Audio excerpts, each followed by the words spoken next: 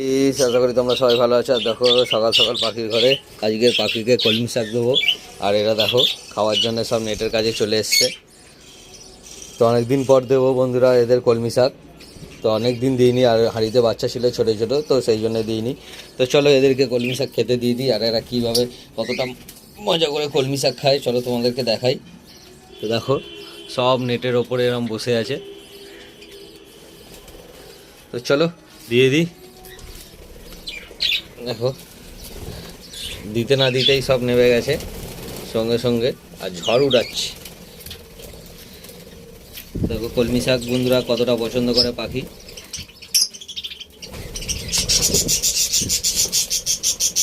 তো গাইস ভিডিওটা ভালো লাগলে প্লিজ আমার চ্যানেলটা সাবস্ক্রাইব করে দিও, একটা লাইক করে দিও।